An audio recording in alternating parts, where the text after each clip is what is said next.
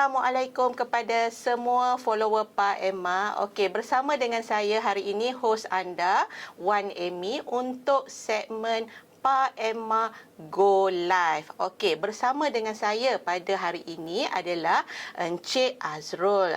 Siapa yang tak mengenali saya rasa agak rugi sebab Encik Azrul ni adalah Director Joy Design Sendirian Berhad. Kalau nak buat interior designer kan, nak buat apa? Nak reka rumah yang cantik ke, nak beli perabot yang cantik ke, boleh dapatkan di Joy Design. Jadi kita bersama dengan orang kuat hari ini untuk membincangkan tentang topik Princess Daddy yang terbaik, hanya yang terbaik untukmu. Kita nak cakap sikitlah bersama dengan Encik Azrul hari ini mengenai anak-anak beliau. Sebab kita sebelum ni mengenali beliau hanya di depan sahaja kan, mengenai kerjaya dia, mengenai bisnes dia. Jadi kita nak bertanya sikitlah mengenai sisi kehidupan beliau sebagai seorang papa kepada 4 cahaya mata. Kan? Betul tak Cik Azrul? Betul, Kak Amy. Betul. Jadi saya rasa amat bertuah hari ini bersama dengan Cik Azrul kerana sudi meluangkan masa dengan follower Pak Emma untuk berkongsilah sedikit ataupun nak share sikitlah tips-tips kepada follower Pak Emma yang ada anak kan, sebab 4 orang anak ni mungkin pelbagai orang kata perangai. Jadi kita hanya kita je yang mengenali anak kita ni macam mana. Walaupun orang luar nilai tu tak sama dengan kita sebagai ibu dan bapa. Jadi saya nak mengucapkan terima kasih sekali lagi sebelum kita masuk ke soalan yang pertama lah Encik Azrul. Saya nak tanya sikitlah apa perkembangan terbaru Encik Azrul sekarang lah sebelum kita berbual lebih lanjut mengenai keluarga Encik Azrul. Assalamualaikum. Thank you Kak Amy. Okay, invite kita untuk bersama dengan Kak Amy hari ini dengan Pak Emma punya ni. So basically perkembangan kita hari ni kita kita dalam bulan raya juga. So memang kita tengah sibuk dengan all the promotion, sale kita semua. Tapi alhamdulillah kita punya produk pun semua dah restock. Ada yang itu before raya tu banyaklah orang bisnes cakap tak ada stok ke kenapa ke, tapi sekarang ni dah alhamdulillah everything dah stock available balik. So orang ramai nak datang ke showroom kita boleh datang, everything available. Nak buat open house ke minggu ni, barang semua ada, boleh dapat cash and carry pun boleh. So ada promosi tak sekarang? Memang sekarang ni kita punya promosi up to 90%. Kita ada clearance end of raya ni. So saya harap semua pembaca ataupun pendengar Pak Emma boleh datang kat kita punya clearance 4 dan 5 Jun di Bangsa, Joy Bangsa. Alright. So kalau nak dapatkan, nak tahu lebih lanjut, boleh ke FB dan juga Instagram. Kita punya Instagram JOYDMY ataupun kita punya website www.joyd.my. Alright. Okey. Tadi Cik Azrul dah war-warkan promosi, semua dah top up dah stok baru untuk follower-follower yang nak mencantikkan rumah ataupun nak dapatkan apa-apa kelengkapan barang rumah, boleh ke Joy. Joy Studio Joy. Bagi Joy je lah. Joy. Okey, Joy. Alright. Okey, so jadi kita nak masuk ke soalan yang pertama lah. Boleh. Untuk follower Pak Emma mungkin nak tahu kan perkembangan Encik Azrul sebagai daddy kepada 4 cahaya mata ni. Sebab orangnya masih muda. Saya pun agak terkejut sebab tahu 4 orang. Saya kan seorang baru anak kan. Tapi dah 4 orang. Okey, jadi kita rasa banggalah sebab bukan senang tahu ibu bapa zaman milenial ni nak mendidik anak-anak.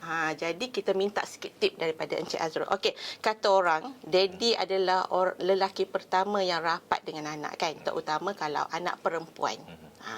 Jadi apa pendapat Encik Azrul ni? Nak tahu sikit. Okey, betul lah tu. Kalau dia cakap daddy tu memang macam boyfriend kepada anak perempuan dia tu.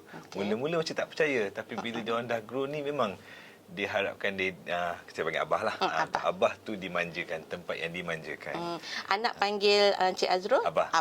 Okey. So memang apa-apa pun kalau tempat yang nak dimanja, tempat nak menangis, memang dia akan datang ke abah dia. Tapi memang karakter seorang anak perempuan ni memang lebih manja kepada bapa dia. And boleh cakap clingy lah. Bapa dia gimana semua dia nak ikut lah. Baik. Betul. Umur berapa anak perempuan Encik Azrul? Saya ada 2 anak perempuan. Yang pertama tu 7 tahun, yang keempat tu 1 tahun. So anak sulung perempuan lah. Betul. Okey, daripada kiranya 4 anak, 2 lelaki, 2 perempuan. Betul.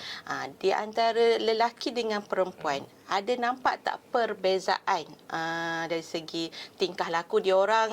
Mungkin rapat tu memang rapat dengan Cik Azrul, tapi ada tak nampak perbezaan? Oh, anak lelaki macam ni, anak perempuan macam ni. Betul, nampak perbezaan. Macam lelaki tu dia boleh independen. Dia nak tengok TV seorang-seorang pun tak apa. Tapi kalau yang perempuan ni nak tengok TV pun nak kena ada saya sebelah. Walaupun tak cakap dengan saya. Tapi nak minta abah tu duduk teman dia.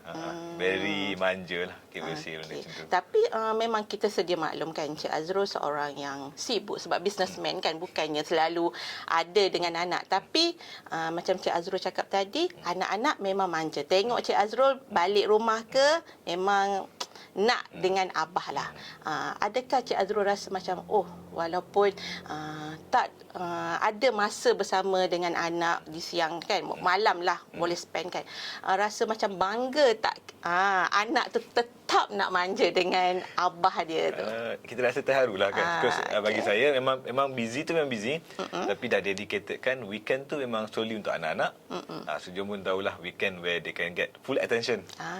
Selalunya yang the girls yang akan datang lebih rapat lah. Tapi boys pun ada juga. Cumanya yang lebih clingy tu perempuan. Betul. Okey. Tapi anak perempuan tu ada tak yang macam mengikut sikitlah sikap ataupun perwatakan abah dia ni? Kalau yang nombor 1 ni paling kita nampak lah, kita ada sebab dia dah 7 tahun. So lebih mature, lebih tengok apa karakter dia tu kan. Memang kalau daripada segi karakter tu boleh nampak yang kalau dia nak benda tu juga dia nak. Dia dah tahu dah decision dia. Kalau hari ni pergi sekolah dia nak ponytail. Tak boleh cukar rambut dia. Dia tak suka. Kalau baju ni dia nak, baju ni dia nak. So dia punya decision making apa dia nak tu tetap firm. So tu satu karakter rasa samalah. Sama dengan abah dia lah. Sama karakter. Dia ada firm decision apa yang dia nak. Seterusnya macam kalau dia main dengan kawan-kawan lain, dia yang akan set the game. Okey, hari ni kita akan main game macam ni. Dia yang dictate the game. So orang lain akan ikut cakap dia tu. So adalah karakter. Nampak dah karakter leader dia tu. Karakter leader tu. Macam abah dia lah. Betul lah orang kata anak perempuan ni orang kata daddy little girl. Maksudnya macam tu lah. Adalah ikut perwatakan abah dia. Okey, macam Cik Azrul jugalah kan. Macam tadi difahamkan Cik Azrul seorang yang sibuk kan. Jadi bonding time tu dengan anak-anak tu macam mana Cik Azrul spend? Tadi kan cakap hujung minggu. Betul. Selain daripada tu, apa lagi yang boleh membuatkan bonding antara anak dengan Cik Azrul tu lagi rapat? Sebab isteri memang di rumah lah 24 jam dengan anak kan. Tapi macam mana Cik Azrul nak bonding time dengan dia orang? Faham? Untuk bonding time tu memang kita ada weekend. Tapi every weekend tu kita akan pilih salah seorang untuk I have one-to-one je dengan dia. So kalau kita empat-empat ni nanti ada tak dapat attention ni kan. So kita akan ada yang sekali ramai-ramai ataupun saya akan yang paling yang nombor 1 ni lah, Sharifah Maria ni, my daughter 7 years old ni, yang saya akan ajak dia, let's go for a walk, kita jalan. 2 orang je kita jalan. So kat situ nanti dia sukalah, because tak ada adik-adik dia yang nak nangis ke nak marah ke. So dia 2 orang je kat situ where dia akan share more stuff, apa yang jadi kat sekolah, apa yang jadi kat rumah, apa yang dia nak, macam tu lah. I think that's where I think paling banyak bonding lah. Kalau kita ramai-ramai ni dia susah sikit nak dapat attention kan. Bila 2 orang ni, I think that's satu aktiviti yang saya rasa saya suka buat lah dengan dia. Menarik sebab saya rasa macam tak semua tau ayah yang boleh spend time bersama dengan anak berdua macam tu. Macam Cik Azrul cakap tadi kan, lebih prefer dengan anak. Maksudnya dengan Mariam tadi Maria. Maksudnya keluar bersama dengan dia, kita boleh bercerita. Betul. Tahu apa yang dia suka, apa dia tak suka kan. Jadi macam ikatan kasih sayang dengan ayah tu lagi kuat lah. Tapi kalau dengan anak lelaki pula macam mana? Tadi dengan anak perempuan kita akan spend time bersama tu. Anak lelaki pula macam mana? Anak lelaki ni motor action, sport. Saya okey. nak main bola, nak ni, nak gaduh-gaduh nak main Okey. gitu.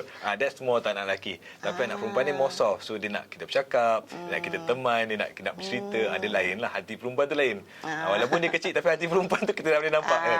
Okey, maksudnya dia lebih sensitif. Dia nak orang menghargai. Betul. Kan. Lelaki ni dia lebih kepada aktiviti. Betul. Okey, faham. Itu antara tips yang Encik Azrul kongsikan kepada follower Pak Emma. Mungkin kita ada juga tips, tapi tips Encik Azrul ni kita boleh guna pakai juga dalam mendidik anak-anak. Tak salah kita ada anak 2 orang ke 3 orang 4 orang ke, tips daripada ibu bapa lain ni boleh juga memberi manfaat lah untuk kita. Jadi apa yang dikongsikan oleh Cik Azrul tadi tu dapatlah kita manfaatkan bersama. Kan kepada follower Pak Emma yang baru saja join tengok live ni kan, boleh jugalah share untuk manfaat bersama. Right. Okey Cik Azrul, kita nak ke soalan yang seterusnya. Baik. Tadi kita dah tanya bonding time dengan anak perempuan tu. Kan macam Cik Azrul cakap tadi, anak perempuan ni sememangnya manja lah dengan Cik Azrul.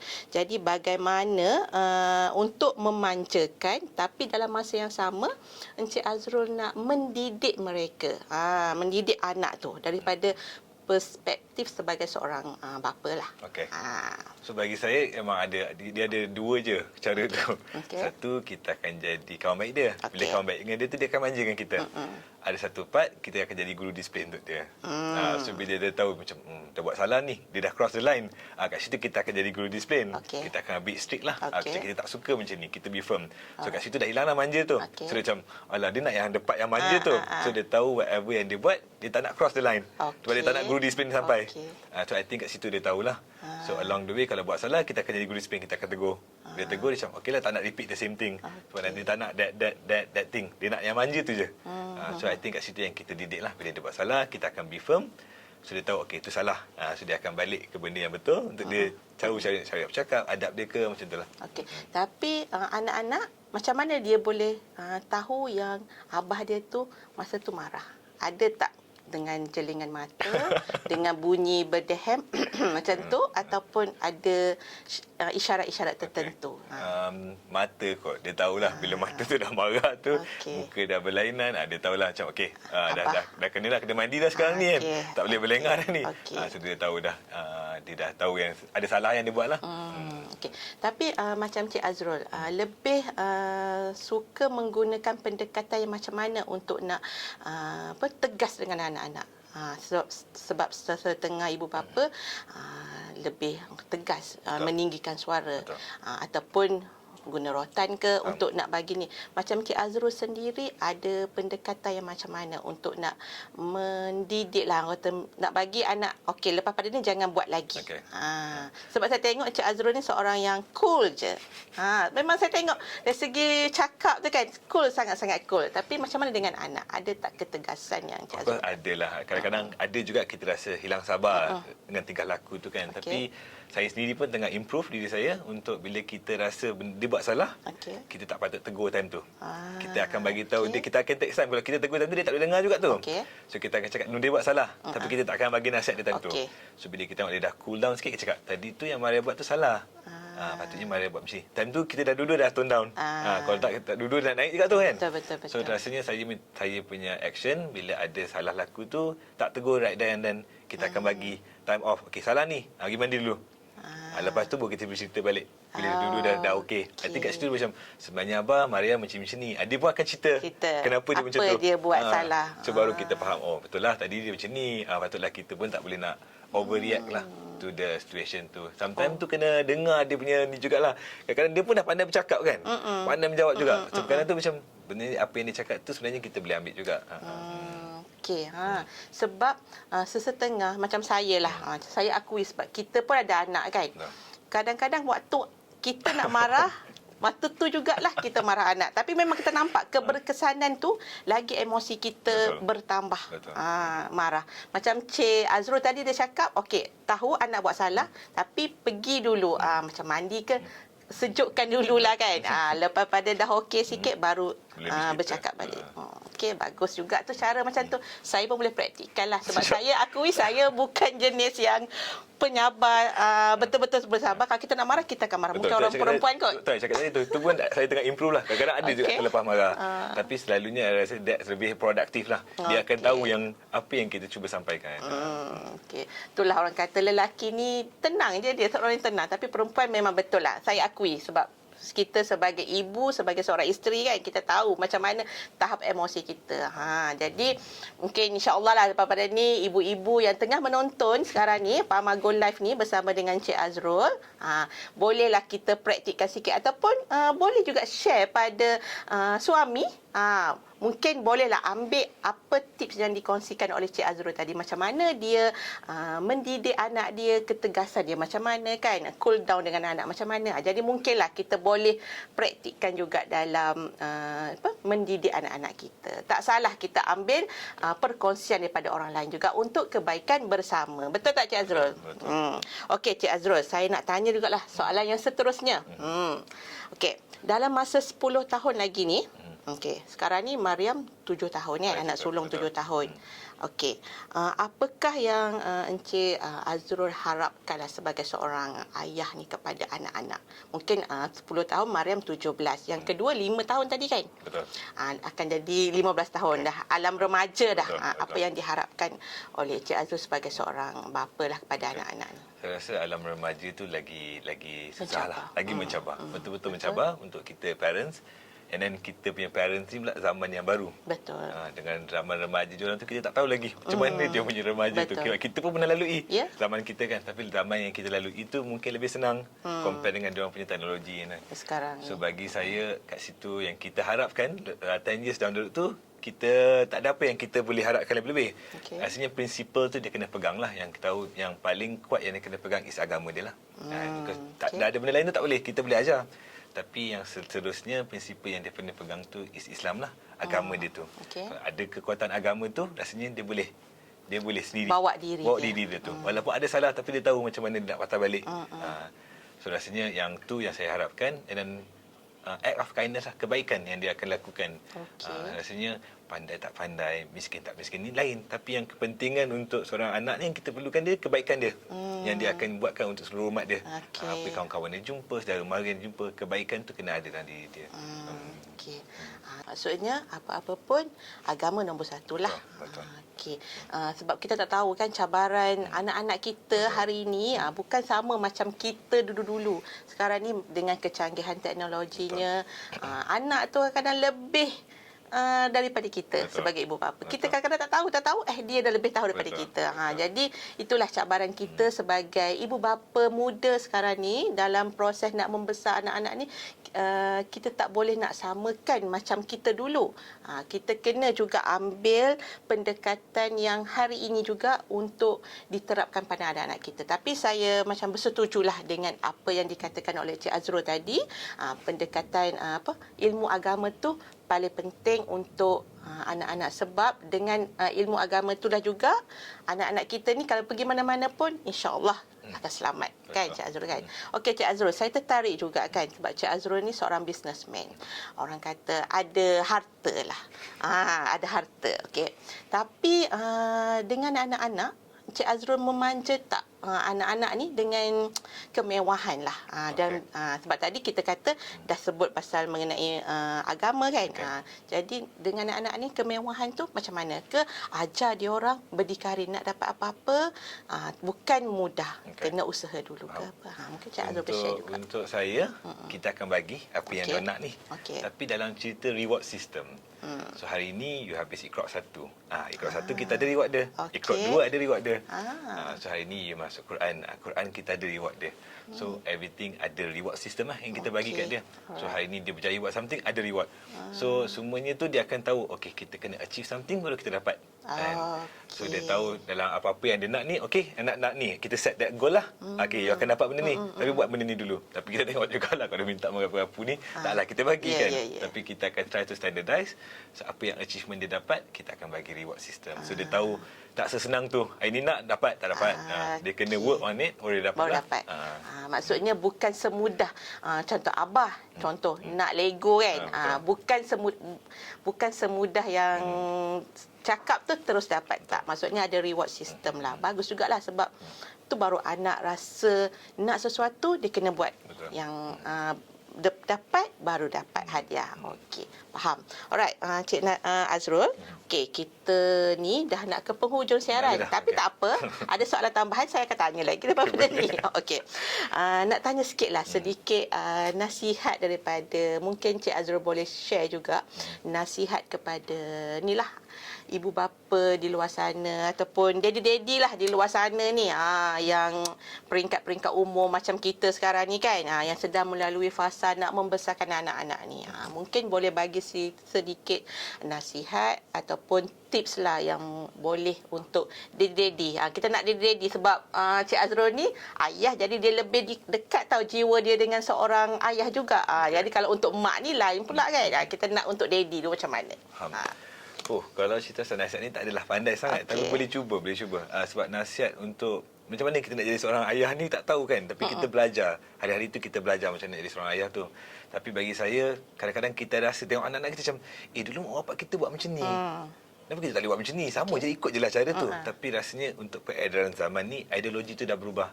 Tak cakap yang mak bapak kita buat ni kita tak boleh guna pakai. Tapi kebanyakannya kita kena ubah. Sebab expose diorang ni lain. Masa zaman-zaman saya tengok kartun, kita tengok Tom and Jerry, kita tengok Popeye, kita tengok Clownman. Kat situ je pemikiran kita. Tapi bila kita tengok kartun-kartun yang diorang tengok zaman sekarang ni, lebih expose, lebih pandai. Macam diorang dah tahu benda yang ni kita form 1 baru tahu. At certain age, tapi diorang dah 7 tahun dah tahu benda-benda macam ni. So lebihnya maksudnya pemikiran diorang lebih cepat daripada kita because of the technology, things like that. So kita sendiri pula kena adapt. Lajunya diorang ni, cepatnya diorang belajar ni. So kita kena adapt macam mana nak cakap dengan diorang. So I think parenting guide tu lah. Macam mana kita nak belajar parenting guide tu. So selalunya yang ni kita discuss suami isteri lah. Macam mana untuk mendidik seorang anak. So isteri lebih cenderung untuk membaca buku dan kita akan share lah macam mana parenting guide untuk anak-anak ni kan. Kalau kita rasa macam taklah dulu mak kita buat macam ni, kita pukul je. Kita macam tu kan. Tapi tak boleh. Untuk applykan benda ni tak boleh. So kita nak tengok because diorang ni akan lebih ke depan daripada kita. Sooner or later kita dah tak ada dah ni. Macam mana diorang nak pergi kat depan tu. So kita nak harapkan bila diorang kat depan, diorang tahu macam mana diorang nak jaga diri semua ni. So rasanya belajar tu tak boleh belajar daripada hanya melihat anak tu. Rasanya kena banyak membaca juga. Tengok macam mana kalau anak ni karakter macam ni kita nak guide dia. Kalau dulu mungkin parents kita punya style sama je, adik-beradik semua sama dilayankan. Tapi because peredaran zaman, diorang punya mental is different, intellectual diorang very different. So kita kena tengok karakter anak masing-masing. Yang ni mungkin ada ADHD ni, yang lebih aktif. Aktif ni kita tak boleh marah dia suruh duduk. So kita kena layankan dia dengan ADHD punya kategori aktiviti. Yang ni lebih introvert, lebih pendiam. Pendiam ni macam ni kita nak layan. So rasanya yang ni parenting guide yang kita sendiri kena belajar hari dah hari lah. Rasanya tak boleh samakan semua anak tu the same karakter. Tapi macam 4 orang anak tu, macam anak sulung karakter dia macam mana? Anak yang sulung tu ada ADHD, bukanlah ADHD, macam lebih aktif. Duduk diam, lebih banyak bercakap, lebih macam ni. So kita kena layan ikut dia punya rentak lah. Yang kedua? Yang kedua lebih pendiam. Pendiam sikit. Pendiam sikit. Yang ketiga macam kakak dia. Lebih aktif. Yang keempat tak nampak lagi. Sebab setahun lagi kan. Okey, so maksudnya karakter anak-anak ni berbeza, tapi kita sebagai ibu bapa ni kena pandai tackle lah. Anak ni macam mana, anak ni macam mana kan. Jadi macam selain daripada pembacaan daripada buku-buku parenting kan, Cik Azrul ambil pendekatan yang macam mana lagi? Mungkin ambil daripada nasihat-nasihat daripada orang-orang sekeliling juga ke dalam mendidik anak-anak ni ke macam mana juga? Mungkin nasihat dari sekeliling tu pun kita nak tengok jugalah. Sebab sometimes yang datang ke kita ni bagi nasihat ni anak dia berbeza. So kita macam anak kita tak pandai macam tu pun. Tak boleh. Jangan compare anak macam tu because anak dia orang datang dari different perspektif. Mungkin lebih cepat, anak kita lebih lambat. Jangan kita comparekan benda tu. Selalunya kita boleh dengar, tapi bila kita tengok anak kita sendiri understand anak kita. Macam mana? So rasanya pendekatan tu kita sendiri yang faham lah macam mana kita nak tackle benda tu. Macam sebut tadi macam compare anak kan. Cik Azrul dalam 4 orang anak tu, kalau dalam kita ni kadang-kadang ada jugalah lebih sikit pada anak ni. Pernah tak tercompare lah dengan anak kakak dengan pernah. Pernah. Tapi yalah kita kalau boleh seboleh-bolehnya tak naklah Betul, benda tu betul, kan. betul. Sebab kita tahu yelah mungkin si adik rasa macam jealous pula dengan kakak dapat lebih kan. Betul. Tapi macam sistem ganjaran yang Cik Azrul buat tadi tu, saya rasa sangat setuju sebab siapa nak dia kena usaha lebih. Betul. Baru akan dapat. Alright. Okay, so kita dah ke penghujung siaran ni. Saya nak ucapkan terima kasih banyak-banyak kepada Encik Azrul kerana perbincangan hari ini saya rasa sangat-sangat menarik dan boleh dapat panduan lah untuk ibu bapa di luar sana yang tengah menonton sekarang ni. Kita ambil mana yang baik, mana yang sesuai dengan anak kita. InsyaAllah kita boleh praktikkan sama-sama. Tak salah ilmu yang dikongsikan ni kita boleh buat dan juga orang kata manfaatkanlah untuk mendidik anak, insyaAllah.